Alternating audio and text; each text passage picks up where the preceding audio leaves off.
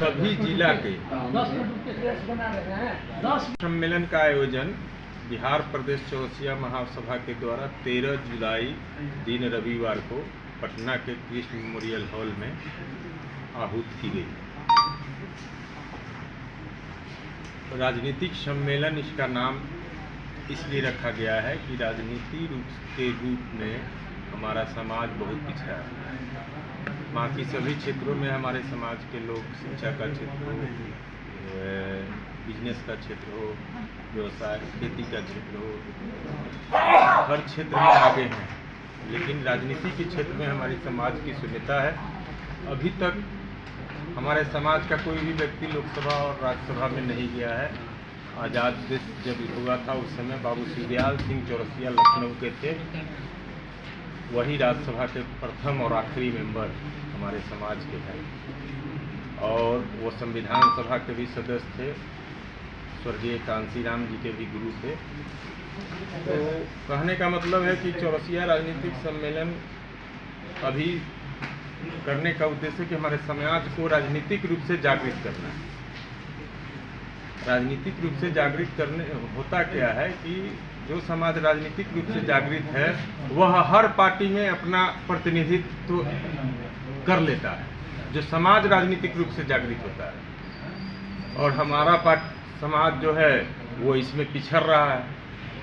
हम लोग भी इस महासभा का, जो बिहार प्रदेश का चौरसिया महासभा, उसका महामंत्री होने के नाते, या हमारे जो कमेटी है, अध्यक्ष जी हैं, प्रदेश अध्यक्ष देव कुमार चौरसिया जी हैं, आनंद चौरसिया जी हैं, हमारे जितेंद्र चौरसिया जी हैं, इन सभी लोगों के सलाह और निर्णय पर हुआ कि चुनाव का समय आ रहा है, एक राजनीतिक सम्मेलन करके समाज में राजनीतिक चेतना और अन्य पार्टियों से समाज के लोगों को प्रतिनिधित्व दिलाने की मांग करना है, मकसद है।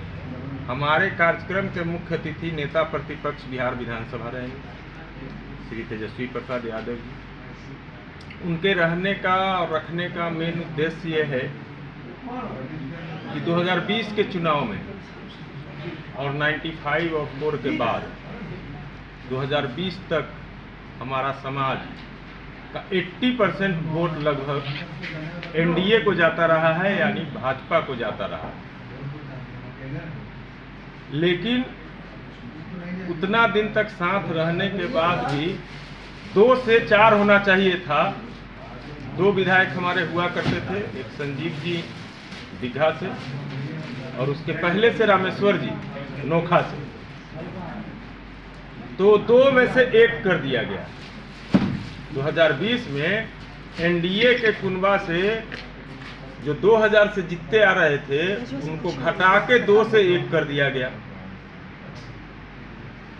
और वहीं आरजेडी ने, यानी श्री तेजस्वी जी ने हमारे समाज को सिर्फ आरजेडी से 2 दिया। तो क्या इस बार मुख्य रूप से चौरसिया समाज का जो है साथ रहेगा आरजेडी के साथ? विकास और जो 17 महीने में विश्वास, बिहार में बेरोजगारों के चेहरे पर मुस्कान, और जिस तरह पार्टियां अपने वोट के लिए रैली करती थी, उस तरह से रैली बुला के नियुक्ति पत्र बांटने का काम देश में कौन मुख्यमंत्री किया है? मुख्यमंत्री बोल रहे हैं, प्रधानमंत्री जी भी शायद नहीं किए। लेकिन तेजस्वी जी ने वैसे मुख्यमंत्री जी से, जिन्होंने कहा था, जब ये अपने घोषणा पत्र में तेजस्वी जी डाले थे कि 10 लाख नौकरी देंगे, तो बोले कि कहाँ से देंगे। तो ये बात आप उसके बाद भी कुछ बोले होंगे। और वैसे ही बोलने वाले मुख्यमंत्री जी से उन्होंने रैली करवा के गांधी मैदान में नियुक्ति पत्र दिया। अब बोल रहे हैं कि मुख्यमंत्री हम हैं तो हम दिए हैं। तो भाई 17 साल 18 साल में आप क्यों नहीं दिए? तेजस्वी जी के साथ आने पर ही आपको नौकरी देना क्यों सूझा?